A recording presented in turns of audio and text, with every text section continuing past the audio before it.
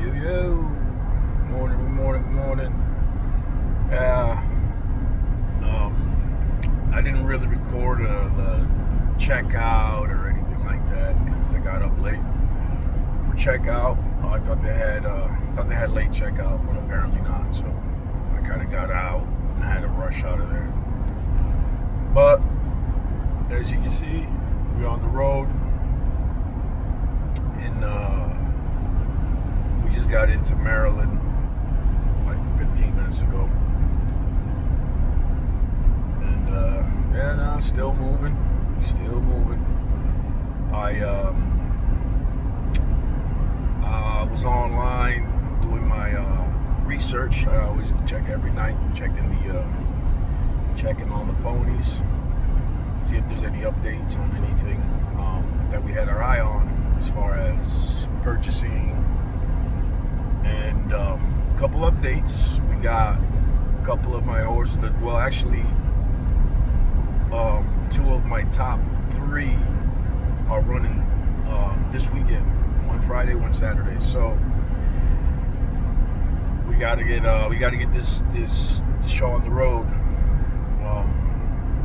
We gotta set up our account with the bookkeepers over there at the racetrack. We got to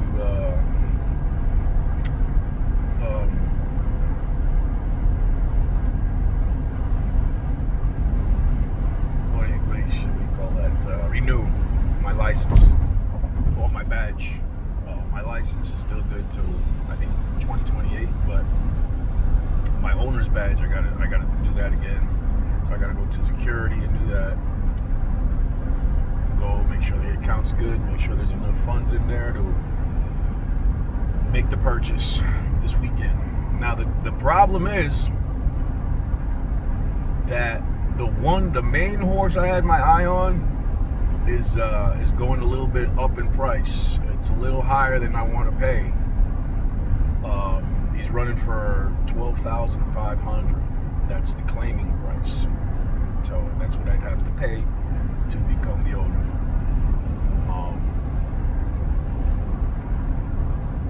And he's coming from a $10,000 race, so he's going a little bit up in class, a little higher price, which is not good for me because I didn't want to pay any more than 10 for him, even though he's worth the 12. I just, you got to be disciplined with this kind of stuff. So, and he's the first one I'm adding to the stable. It's, I wanted to be he's a young horse, so I want to have something that can grow with me and grow with the stable and be around for a while. And who knows? He's got a pretty good pedigree. His sister's doing good. She won 5 straight. She's won about $80,000 in about 3 months. His half sister has. Same track and everything. So he's got the potential. Definitely has the potential. And damn, I really wanted him for 10, but I figured that wasn't going to be the case. I figured that the owner that had him and the trainer was going to bump him up because he was just so much better than those other horses. And,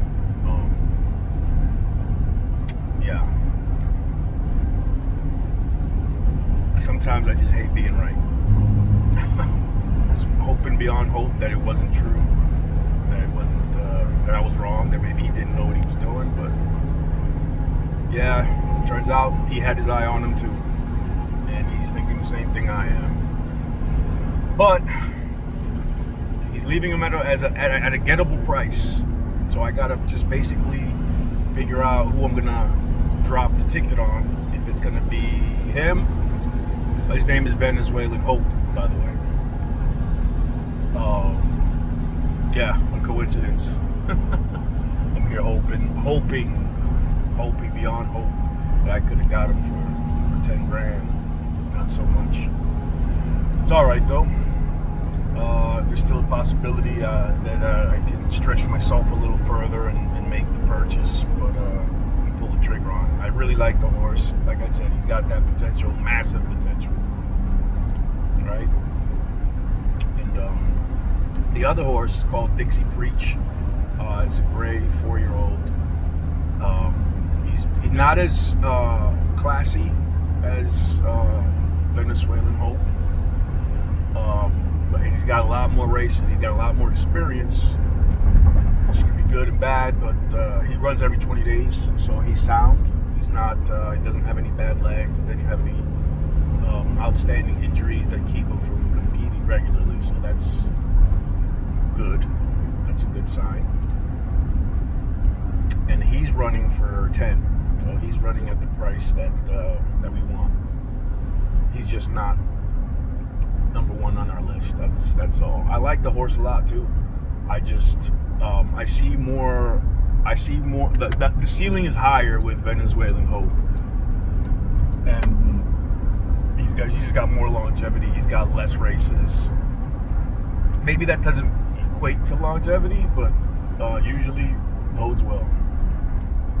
Horses that haven't ran as many races. It's just like any athletes. The less mileage they have on their body, less wear and tear, the more they're gonna last, right? So, another thing, he's got a great pedigree, and that's important for breeding purposes.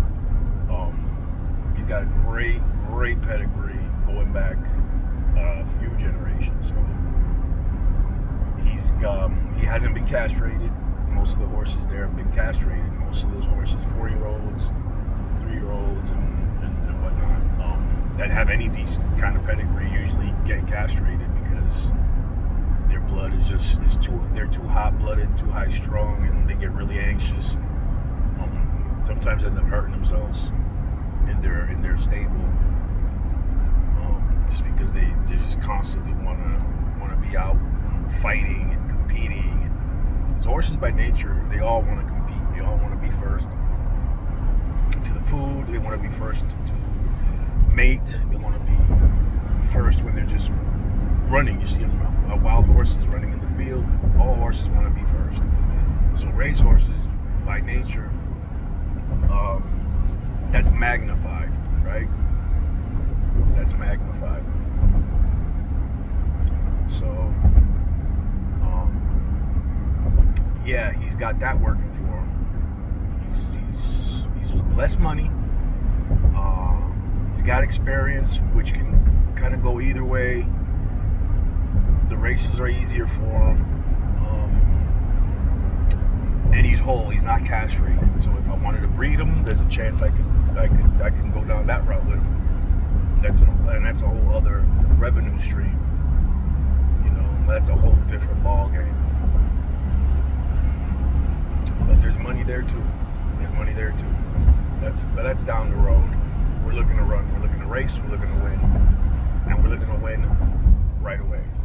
So he's been running. He's been finishing second, third. His last race, he finished second.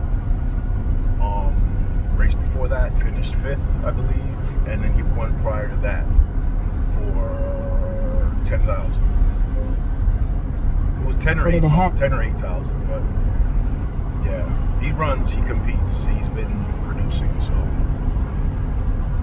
I don't think I could go wrong either way. I think they both be a positive and a great welcome addition to the stable. Man, but Venezuelan Hope is the one. Venezuelan Hope is the one. And if it ends up happening, if it ends up coming into fruition, you guys, this is why I'm doing these videos. So you guys can see the process, see what I'm thinking. Well, not everything I'm thinking, but we got to be careful how we strategize and how we move out here. There's a lot of eyes be watching Chico. But yeah, I want you guys to see the whole process and know that this is a horse I've had my eye on. So if it comes to, y'all heard it here first. Venezuelan Hope. He's gonna be hopefully running some good races for us, making us some money and some good memories. And it all starts with first meeting here with Bo, Mr. Chapman. We get to see this one of these days. You're the guy. my guy, man. So hopefully we can make this work. I got good feelings, only positive vibes, dude. I really think it's gonna be great for both parties. I think we're gonna have a pretty good partnership. But yeah, just making my way down. Still got some time here. I got about 14 hours left. I'll probably be getting to Miami about 4 in the morning. Take a couple breaks here and there, but I'm gonna try to finish it out tonight, whatever. But yeah, tomorrow, by this time tomorrow, we should be hopefully meeting up or setting up that meeting with Bo, the trainer Bo, to just iron out details and get into specifics of what we're trying to do. But that's all I got. Done rambling on here. Get to driving. Put a dent in some of these miles. Alright guys, talk later. Construction